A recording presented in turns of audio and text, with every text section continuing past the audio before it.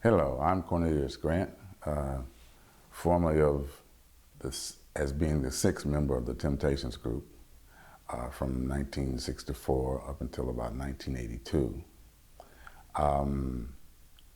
I first met Mickey Stevenson when I was playing locally in Detroit, and I was just joining the Musicians Union, and I was still in high school actually. And at the Musicians Union, I saw this guy who was very sharply dressed and hair done to the nine. And because he was dressed so sharply, I was curious because in Detroit at that time, what we call, the hustlers, for lack of a better word, pimps and hoes were the guys and girls who really dressed and were really sharp doing those deals. So those were our role models, so to speak. But I saw this guy at the Musicians Union, and I'm wondering, what is a guy who's in the hustler life doing in the Musicians Union? So I inquired as to who is this guy? So somebody said, well, that's Mickey Stevenson, and he's putting together musicians for Hitsville. Well, Hitsville at that time was what was to become later Motown. And so I was like, oh, Mickey Stevenson, Hitsville, okay. So I just kind of filed that away. That was my first encounter with him.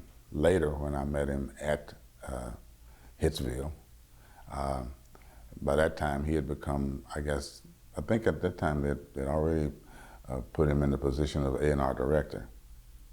And so there was a few encounters with him, but mostly all positive. Okay. Yeah. Say this. I met Mickey Stevenson when he fired me at Motown. Say that. Okay. I met Mickey Stevenson when he fired me at Motown. Now you can go with the mostly positive encounters, but I want you to tell that story, why he fired you. Okay. And the reason Mickey fired me, and it was only one day, by the way, but I had been doing some producing and writing locally in Detroit. And there was a group that I had previously produced, and the record was released, and they were playing the record on the radio. So Mickey, being his sharp ear, heard the recording and noticed there was a very close resemblance to the sound that was happening at Motown. So when I walked in the studio that day, he said, did you produce that song on this group called the Arabians? And I said, what song are you talking about? So he named the song. I said, oh, yeah. So Mickey immediately said, bar him out of the studio, because he's over here stealing our sound. to which I said, Mickey, I produced that thing, way before I even came over here, So he said, no, bar him out of the studio. So I thought that was it, but I showed up the next day, to do a session, and it just sort of went away. So I was fired from Motown probably for a day by Mickey. What do you think of Mickey as you watched him move through Motown? I've always thought Mickey was probably one of the sharpest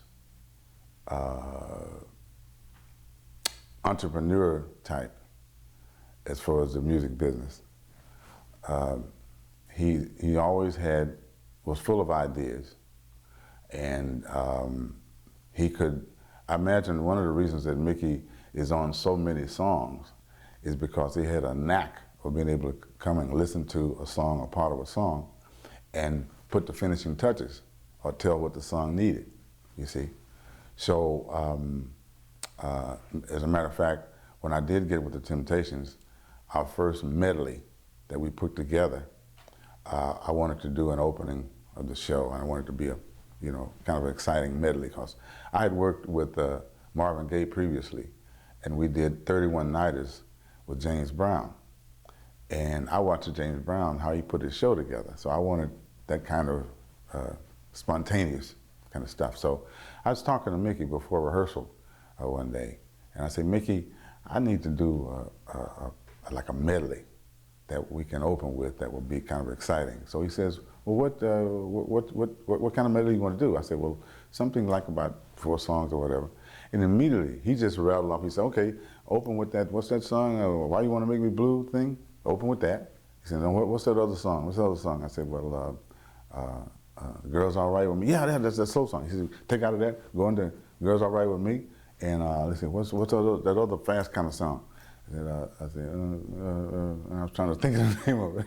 And it said, I'll Be in Trouble. Oh, yeah, okay. Do I'll Be in Trouble? And then you need to close out. So you got an up-tempo to close out with. I said, well, what about Love I Can See? Yeah, that's it. Put those songs together, do it in a medley. That became our opening 4-song medley for the longest period of time. You know, and Mickey did that in like 5 minutes, just as a talk, you know. Now, a lot of people don't know that Marvin Gaye, I don't know if this has been told, but Mickey is really responsible for Marvin Gaye, the way he sings, because Marvin was a crooner. And the first album that he did was a song like Mr. Sandman and all these crooner type songs, you know. He had a real smooth voice, because Marvin, I guess, always had the idea of being like a Frank Sinatra type. Well, Mickey took Marvin in the studio, and this song, I think it was, what was it? What was the song? Hum it more, I'll hear you. Okay. A lot about me. Stubborn Kind of Fella. I couldn't think of it. He took Marvin in the studio, and they were doing Stubborn Kind of Fella, and he had raised the key. So Marvin had to literally almost kind of scream the song in order to sing it, right? But because of that sound, that became really Marvin's signature sound, you know, and it was Mickey Stevenson who really created that with Marvin Gaye. Took him into another level of singing. So he raised the key on purpose? Yeah, I think he did, so he would have to sing a lot higher, you know. That, you might have to ask him the reason, but I just know that part of the history of how Marvin arrived at that growling type of singing in his voice, you know, so.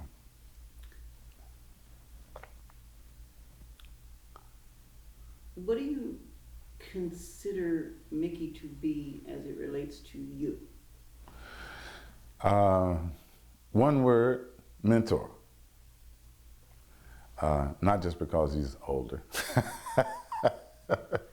but over the years, I have to say one of the things I have called Mickey maybe sometimes in the middle of the night, and it's not, we've never hung out together, but I've called him on the phone to ask advice sometimes about certain things in the business. He's never turned me down. He's never been too busy. He always has given me what he considered to be the best advice. So, in one word, I would call him a mentor. What kind of guy do you think Mickey is? I think Mickey is probably a guy with a big heart, and he has a nurturing personality. That's what makes him such a good teacher of people. When I walked into the dressing room today, he was teaching a young girl about being shy and singing. And I walked in and I said to his singer, what's her name? Pat. I said to Pat, I said, he's still teaching after all these years, right? She said, yep, he never quits. So I think he has a nurturing quality about his personality. He likes to see things work. He likes to see people get better, particularly in this business.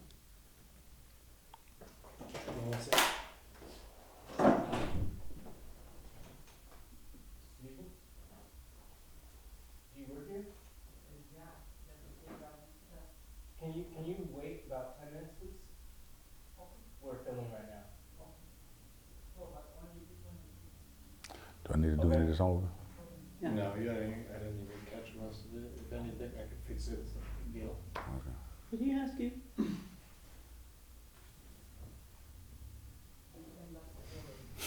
Okay. She's been doing this to me for the past 2 days, non-stop.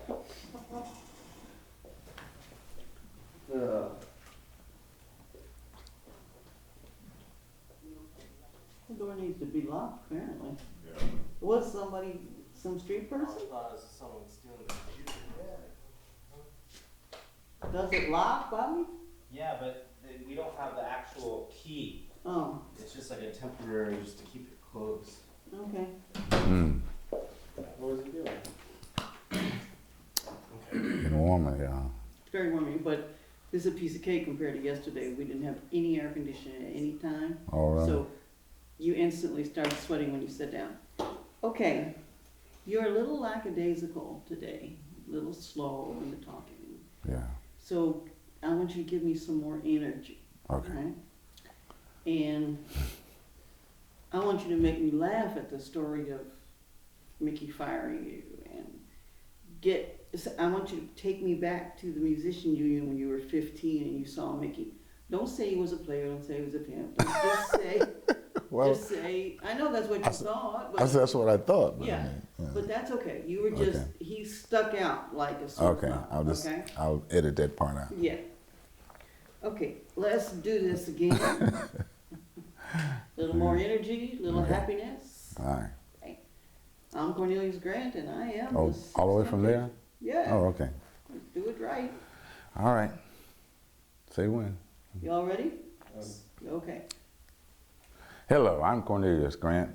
Some people call me the Sixth Temptation because I spent quite a number of years sort of as the sixth member of the group. I joined the group in like 1964 and I stayed there until 1982. During that time, I became songwriter, arranger, conductor, and good friend of the group. I met Mickey. I met Mickey Stevenson when I was still in high school. I had started to play with a local band and was told that I needed to join the Musicians Union. So I went to the Musicians Union to join up. And I saw this guy who was very smartly dressed. And he kind of stuck out. And I asked somebody, who's that guy? And he said, well, that guy is Mickey Stevenson. He's over here putting together some musicians for Hitsville. I said, Hitsville? Well, I'd heard of Hitsville, you know, it's a local company, which was later to become Motown. So that was the first encounter. Later, Mickey fired me for one day. After I joined, the first person I really worked with the company was Mary Wells.